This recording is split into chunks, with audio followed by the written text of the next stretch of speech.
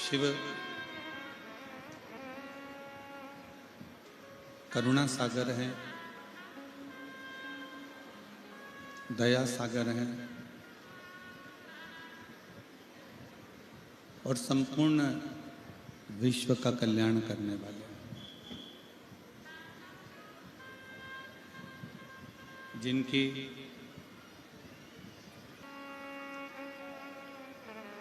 जब मनुष्य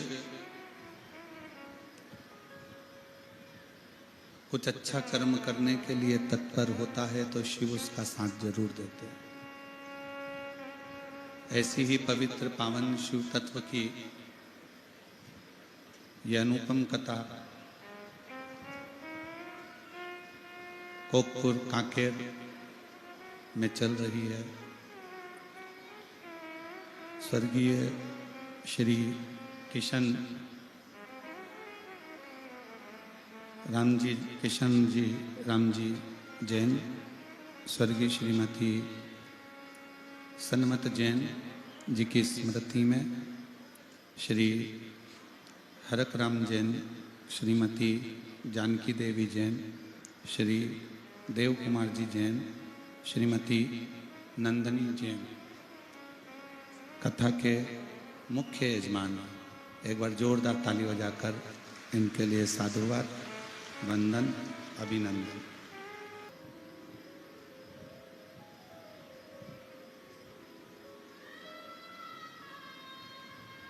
परिवार में, कुटुंब में, रिश्तों में, नातों में, धन में, दौलत में, संपदा में सुख कुछ देर का रहता है।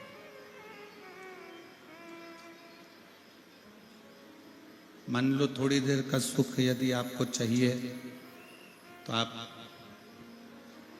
थोड़ा धन वैभव में डूबने का प्रयास करो, सुख आपको मिल जाए। और थोड़ी देर का सुख चाहिए तो पत्नी, बच्चे, परिवार में डूबने का प्रयास करो, सुख मिल जाए। पर धन का, परिवार का, प्रॉपर्टी का, कुटुंब का, रिश्ते नातों का ये सुख थोड़े समय का। पर शिव महापुराण की कथा कहती है यदि आप भगवान शंकर की अविरल भक्ति में डूबे हुए हैं, आप बूढ़ा देव की अविरल भक्ति में डूबे हुए हैं, आप शंकर भगवान की अविरल भक्ति में डूबे हैं, शिव तत्व में डूबे हैं, शंकर की कथा में डूबे हैं, तो ये जो सुख है ये थोड़ी देर का नहीं होगा। भगवान की कथा का जो सुख है वो कुछ क्षण का नहीं होता, कुछ देर का नहीं होता। भगवान शंकर की कथा का सुख अजर और अमर होता है।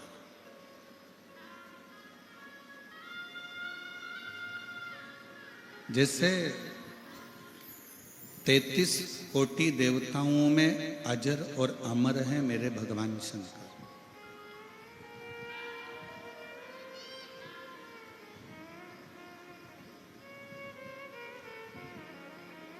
और उन्होंने माता सती को भी अमर बनाने का प्रयास किया था और अमरनाथ जी की गुफा में जाकर कथा सुनाई थी।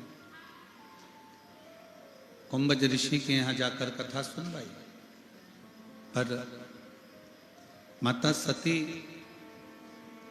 उस कथा को नहीं सुन पाई।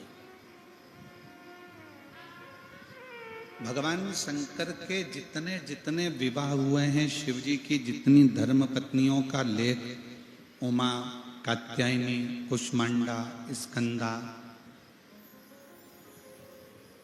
जितनी ललिता, जितनी जितनी देवियों का नाम हमारे यहाँ शास्त्रों में कहा जाता है, शिव जी जितनी जितनी देवियों का संग भगवान शंकर का मंगल विवाह रहा, सबको भगवान शंकर अमर करने का प्रयास करें। सब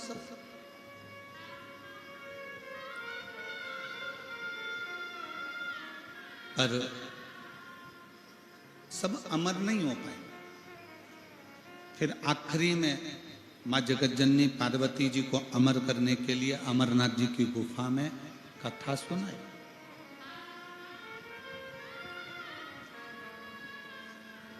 और अमरनाथ जी की गुफा में जब कथा सुनाई तो भी पार्वती का चित्त नहीं रम पाया।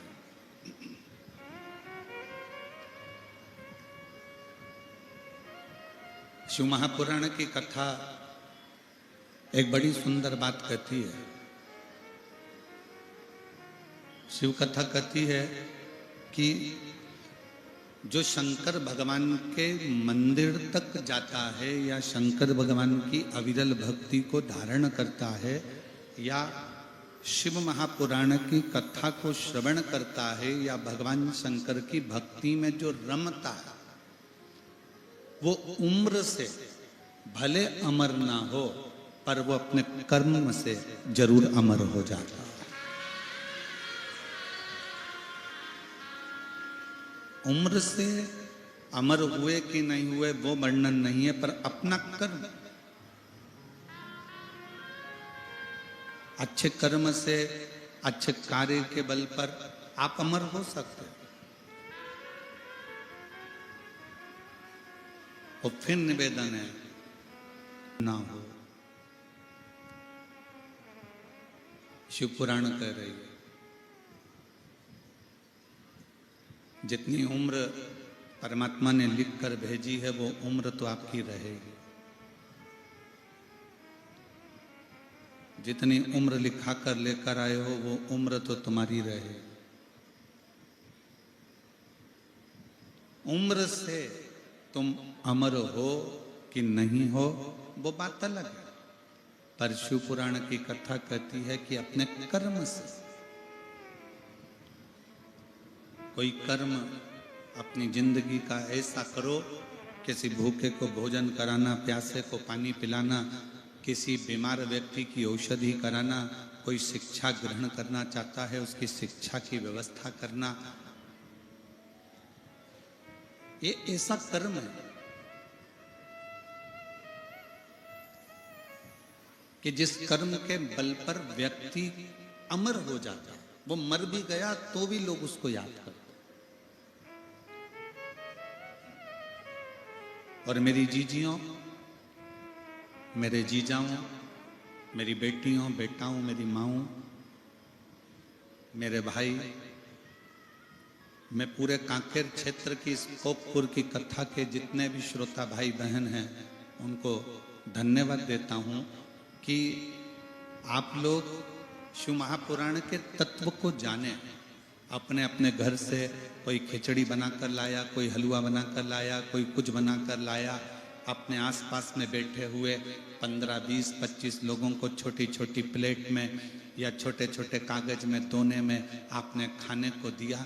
मतलब आप जानते हो कि शिव महापुराण में मुंह झूठा कराने का फल क्या होता है, ये आप जानते हो।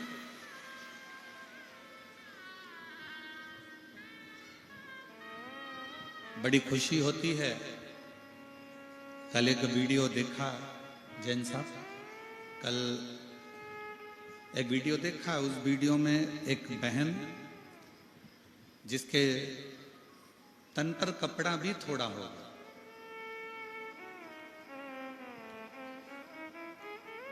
छोटा सा झोला है उसका, कोई पन्नी का, सफेद कलर का, और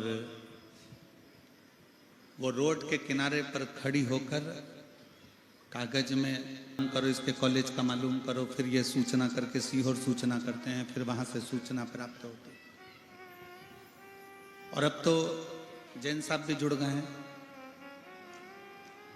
और हमको रोज गाड़ी में लेकर आते हैं ट्रेवल्स वाले, ट्रांसपोर्ट वाले, वो साहू जी भी जुड़े। ऐसे कई हैं। रायपुर में अग्रवाल हैं बसंत जी, वो जुड़े हुए हैं। ऐसे सब। एक हमारे कानपुर के लालू भाई सोनी जी हैं, एक बच्ची का फोन आया कि आने वाले एक व्यक्ति ने कहा कि एक काम करो, टीवी पर कथा आती है शिव महापुराण की कथा, वो सियोर वाला महाराज बाजता है, आप इसको सुनाना चालू करो। पत्नी के कानों में टीवी की आवाज तेज कर कर, वॉल्यूम तेज कर कर छोड़ देते। हम सबसे कहते हैं जब तुम्हारे घर में टीवी पर कथा चले, मोबाइल पर कथा चले, दुकान पर, ये मनुष्य का जो देह है, मानव का जो शरीर है, एक लोटा जो जल है, वो कहीं ना कहीं किसी ना किसी रूप में सबका हित कर रहा है। आप किस भरोसे पर,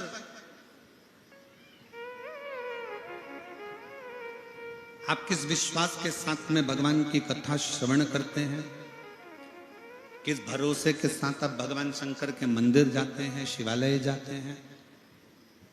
कितना सुंदर प्रसंग है कि कामदेव, कोई कहता है कि शंकर भगवान ने कामदेव को जलाकर भस्म कर दिया, पर विचार तो करो कि जिस समय पर शंकर भगवान की समाधि तोड़ने का समय आया, तारकासुर ने उपद्रव मचाया, और तारकासुर उपद्रव करते हैं और कामदेव समाधि तोड़ने के लिए जब नाम लिया गया कि समाधि कौन तोड़ेगा, ये समाधि तोड़े तो तोड़े कौन तोड़ सकता?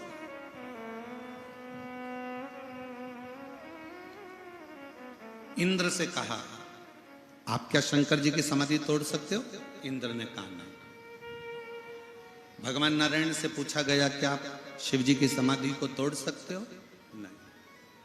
ब्रह्मा जी से कहा गया, आप शंकर जी की समाधि तोड़ सकते हो? नहीं। 33 कोटि देवी देवता एक जगह पर एकत्रित हो गए, सबकी मीटिंग चालू हो गई, सब बैठ गए, सब बैठकर बातें करने लगे। 33 कोटि देवताओं ने आपस में बैठकर ये मीटिंग करी कि शंकर भगवान की जब तक समाधि नहीं टूटेगी तब तक उनकी संतान नहीं होगी, और संतान नहीं होगी तब तक वो तारकासुर मरेगा।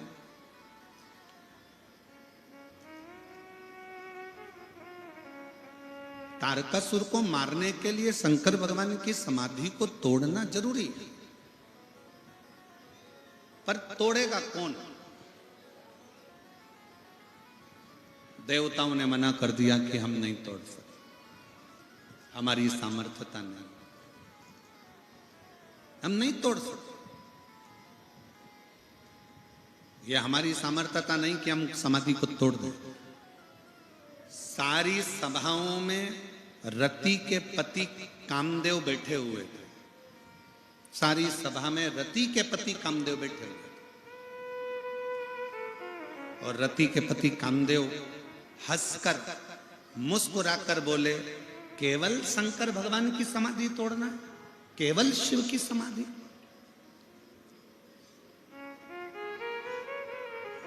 और फिर निवेदन है,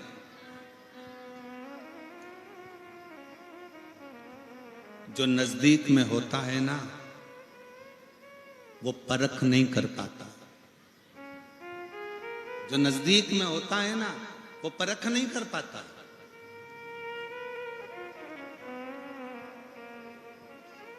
आधे से ज्यादा तो घर के लोग अपने बच्चों का विल पावर कमजोर कर देते, तेरे बस का नहीं है, तू आगे नहीं बढ़ सकता, तू एग्जाम पास नहीं कर सकता, तू ये नहीं कर सकता, तेरी सरकारी नौकरी नहीं लग सकती, क्यों फालतू के पीछे पड़ा हुआ है, चल दुकान पर जाना चालू कर, व्यापार चालू कर, काम धंधा चालू कर।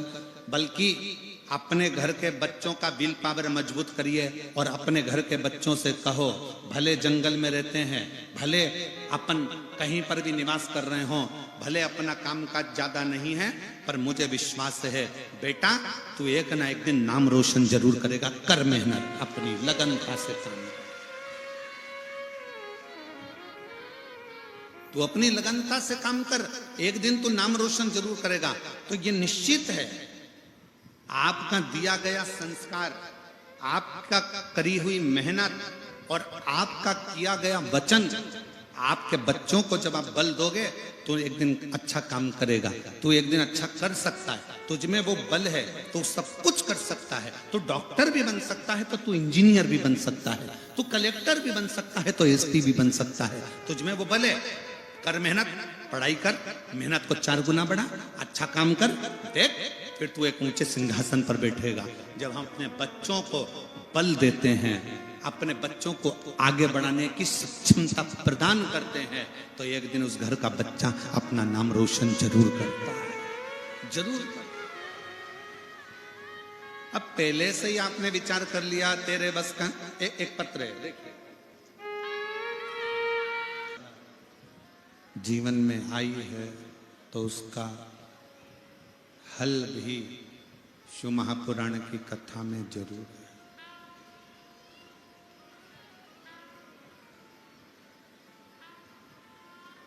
दुख आया है, तकलीफ आई है, कष्ट आया है, उसका निराकरण कहीं ना कहीं शिव महापुराण में है रिटर्न। थोड़ा सा शिव महापुराण में उसका हल है।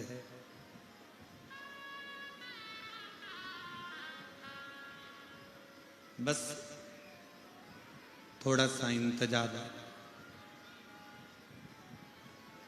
परमात्मा को पाने की एक ललकता, भगवान को प्राप्त करने का एक बल अपने अंदर।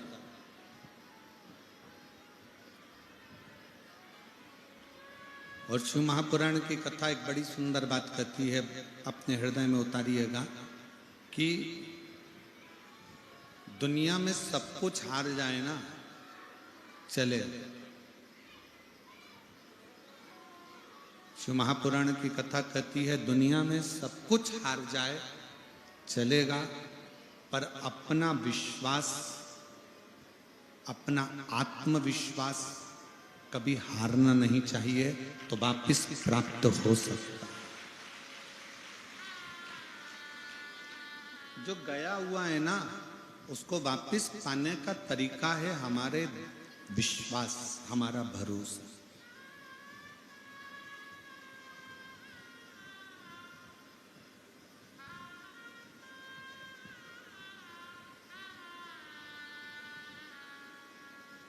फिर निवेदन है, ताला बनाए, चाबी जरूर होगी।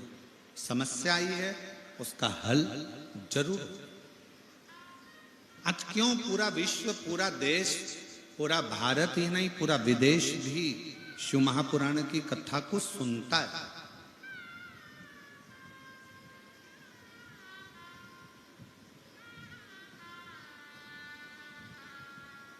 ऐसे घने जंगल में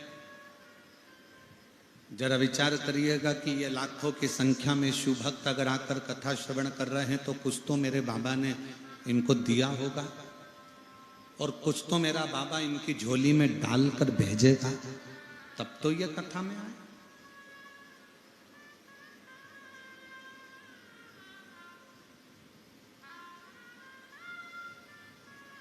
कल हमने कथा में कहा था कि किसी नदी के तट पर मंदिर है, शिवालय है, कथा चल रही है, तो उसका फल हजारों हजार गुना प्राप्त होता है।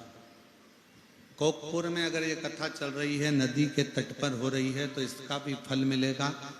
और जो प्रयागराज में कथा सुनने त्रिवेणी के घाट पर आ रहे हैं, वो ये सोच कर आना कि ना जाने शंकर भगवान तुम्हें क्या क्या देकर भेजेगा, ये वही जान सकता है। ये उसके ऊपर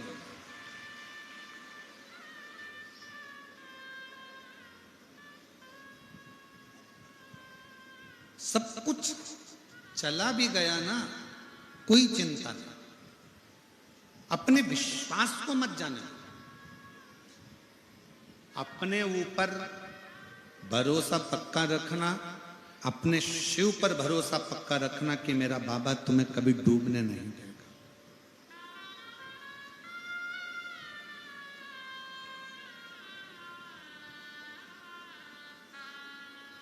मैं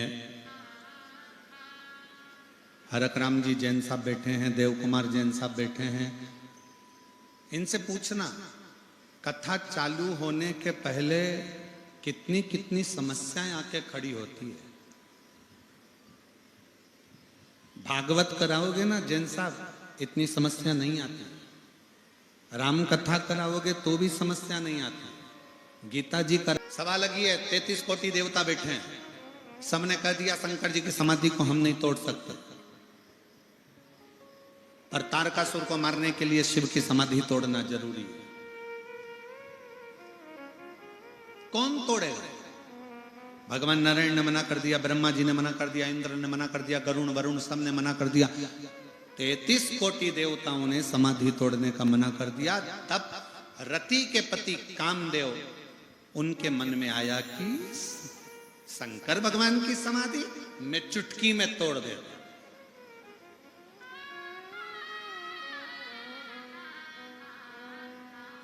चुटकी। और ये बड़ा विचित्र है, बहुत सावधान होकर सुनिएगा, बहुत सावधान होकर। दूर के ढोल, जम के बोलो जरा, दूर के ढोल सुहावन। शंकर भगवान कौन है? कामदेव के। कामदेव के शंकर भगवान कौन लगते हैं? साडू भाई। शिव जी हैं सती के पति, कामदेव है रति के पति। रति भी दक्ष प्रजापति की बेटी और सती भी दक्ष प्रजापति की बेटी। दोनों साडू भाई हैं और दोनों एक दूसरे को जानते हैं। तो कामदेव ने शंकर को ये सोच लिया, शिव जी को, कि ये तो समाधि में यूं तोड़ दूंगा। भस्म रमाते हैं, जटा जूट बांधते हैं, सिर पे गंगा रखते हैं, चंदा रखते हैं, चंदन लेप कर रखते हैं। इनके पास है क्या? करोड़ों की दौलत नहीं, धन नहीं, वैभव नहीं, संपदा नहीं, सत्ता नहीं, कुछ भी तो शंकर के पास। निंदा करने वाला एक ऐसा ड्यूटी करता है कि बस वो दिन रात 24 घंटे एक ही काम करता है कि इसकी निंदा कैसे करना है, इसकी निंदा कैसे करना है, इसकी बुराई कैसे करना है। उसको कोई तनख्वाह नहीं देता, पर वो पूरी ड्यूटी निभाता है टाइम टू टाइम। रात मिलेगा तो मोबाइल लेके बैठ जाएगा, एक दो कमेंट्स तो कर ही देगा। नशे में भी होगा बेवड़ा तो भी कमेंट्स कर ही देगा। ड्यूटी पूरी निभाता। निंदक, चुगल चोटा, निंदक की नौकरी बड़ी विचित्र, बड़ी विचित्र।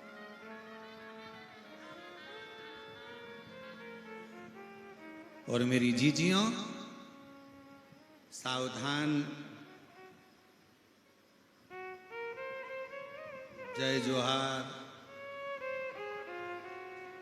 सावधान।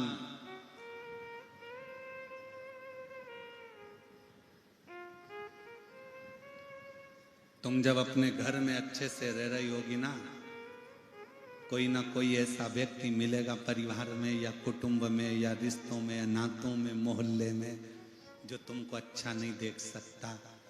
उसका काम भड़काने का है, चुगली करने का है, आग लगाने का है। अच्छा नहीं देखता है।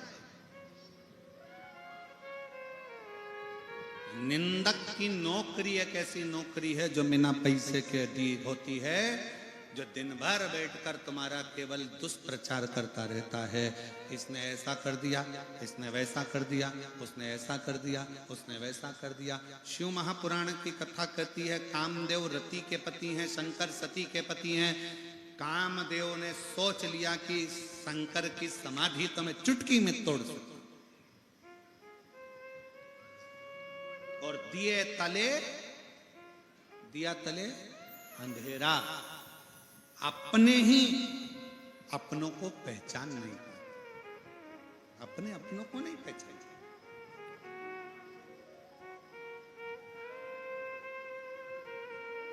जब कोकपुर में कथा हो रही होगी ना, तो कांकेर के कई लोग विचार कर रहे होंगे, हो कोकपुर में कहां कथा होगी? इतना छोटा सा तो गांव, कौन कराएगा? कहां होगी? कैसे होगी? और जब कथा का आज 5वां दिन हो गया तो आधे से ज्यादा लोगों की नींद भी उड़ी होगी। बताओ कोकपुर में हो गई। और अपना कांकेर तो रह ही गया, कोकपुर में हो गई। चिंता कैसे? अब उसको कौन बताए? हम तो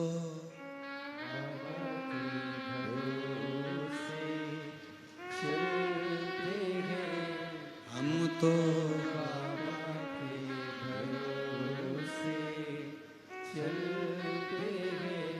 ये दुनिया वाले जलते हैं, ये दुनिया वाले जलते हैं। हम तो बाबा के भरोसे चलते हैं, हम तो बाबा के भरोसे चलते हैं। भीतर कामदेव को लगा कि शंकर की समाधि में तोड़ सकता हूं एक चुटकी में, पर कामदेव ये भूल गए, अपने साड़ू भाई को पहचानना भूल गए कि ये शिव है, शंकर है, ओघड़ी है, दयालु है। शंकर भगवान के लिए कामदेव ने कहा इनके पास कुछ नहीं है, पर कामदेव को ये नहीं मालूम कि रावण को सोने की लंका दे देते हैं, भस्मासुर को आशीर्वाद भस्म होने का दे देते हैं, जो अंधकासुर को भी पाताल लोक दे देते हैं, जो चोर को कुबेर बना देते हैं, जो भगवान नारायण को लक्ष्मी दे देते हैं, वो साधारण शंकर नहीं है, जो आता है अपने पास भले कुछ ना हो पर सबको दे देते हैं। और कितने बड़े दानी शंकर भगवान, कितने बड़े दानी कि लंका के राजा रावण शंकर भगवान के सामने आकर खड़े होकर कहते हैं, भोलेनाथ मेरे पास सब कुछ है, अब मुझे कुछ नहीं चाहिए, बस आपकी धर्म पत्नी पार्वती दे दीजिए।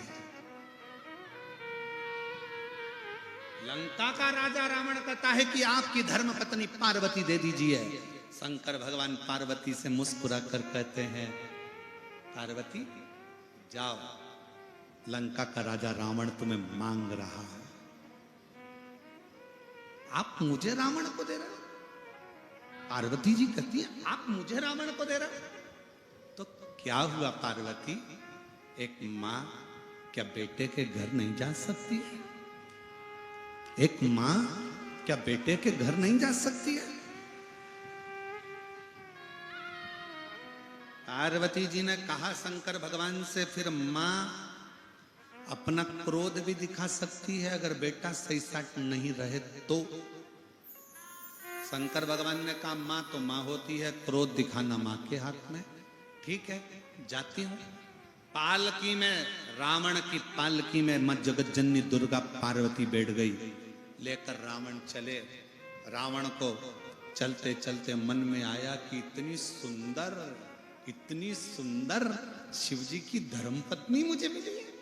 अब मां तो बेटे के घर जा रही थी, पर बेटे की दृष्टि में मां गलत भाव में आ जाए, बेटे की दृष्टि गलत हो जाए, तो बीच रास्ते में पालकी को रोका गया और लंकापति रावण ने कहा कितनी सुंदर है पार्वती देखूं, और अहंकार सिर पर चढ़ा था। पार्वती को देखने के लिए जो पालकी का पर्दा हटाया तो वहां दुर्गा नहीं, वहां तो काली बैठी थी, भद्रकाली। भद्रकाली, चंडी को देखा, काली को देखा, तो रावण का केवल चेहरा पीला नहीं पड़ा था। अब नहीं बोलूं तो अच्छा, रावण का केवल चेहरा पीला नहीं पड़ा था। जब मैं जगत जननी को देखा, जगदम्बा को देखा, काल रात्रि मां कुष्मांडा, मां काल रात्रि को, चंडी को जब देखा, रावण के तो जितने 10 सिर थे, 20 आंख रावण की टपटपाने लगी, थर-थर कांपने लगा, थर-थर। डोली को छोड़ा, रावण वापिस कैलाश भागा, वापिस कैलाश। और ये कथा क्यों सुना रहे हैं? भारत की भूमि पर रहने वाली मां जगत जननी जगदम्बा ने अपना असली रूप दिखाया तो रावण वापिस भागा है।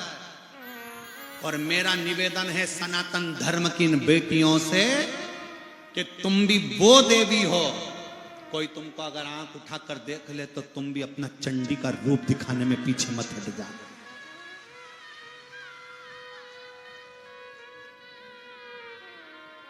तुम भी अपना चंडी का रूप दिखाने में पीछे मत हटना। तुम भारत की वो बेटी हो। रावण भागा, कैलाश पर गया, शिव जी के पास शंकर भगवान नेत्र बंद करके बैठे थे। रावण चिल्लाया हर हर। तो तुम क्यों चिल्ला रहे हो? रावण चिल्लाया था। रावण फिर चिल्लाया हर हर महादेव। जैसे रावण चिल्लाया, शंकर जी के नेत्र खुल गए। शिव जी ने पूछा,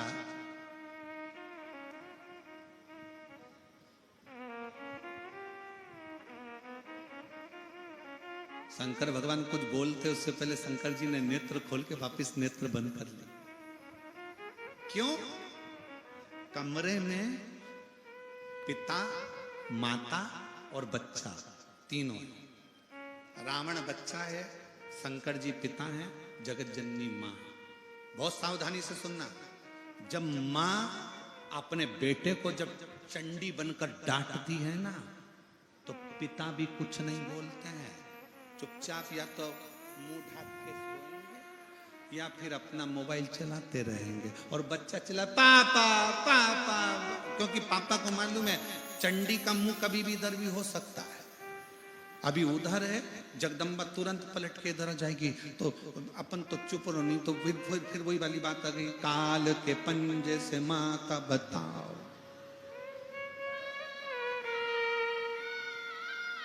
अभी वो भैया कह रहे थे ना, भैया क्या बोले थे कि जिसकी तनख्वाह नहीं देना पड़ती, कौन सी नौकरी है? तो कहा श्रीमती की नौकरी। तो ये फिर चिल्ला काल के पंजे से मत। शंकर भगवान ने नेत्र बंद कर लिया, वापस खोले, नेत्र बंद करे, क्योंकि शिव जी को मालूम है कि रावण अगर आया है और रावण आएगा, और जगत जननी ने उधर अपना रूप दिखा दिया है। बच्चा अगर चिल्ला रहा है तो मां कुछ हित करना चाहती है। मां बच्चे का कुछ हित करना चाहती है, मां बच्चे को कुछ अच्छा देना चाहती है। बोले नहीं।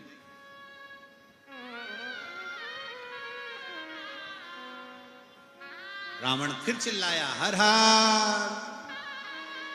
रावण ने फिर आवाज लगाई। पर्दा खोले तो कैसे कैसे दूर खड़ा है।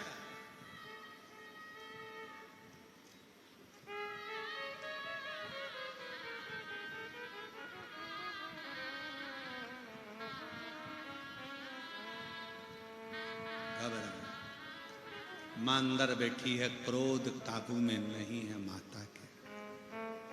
डोली में बैठी मां, उनका क्रोध संयमित नहीं है।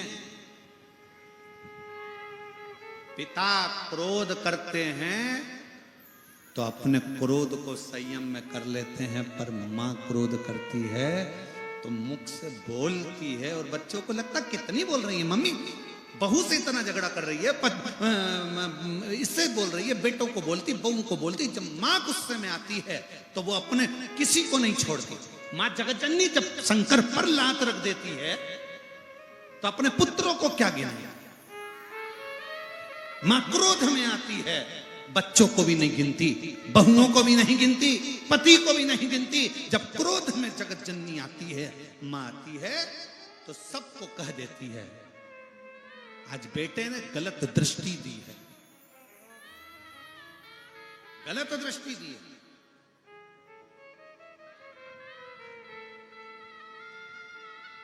और वो गलत दृष्टि ठीक नहीं है, गलत दृष्टि ठीक नहीं।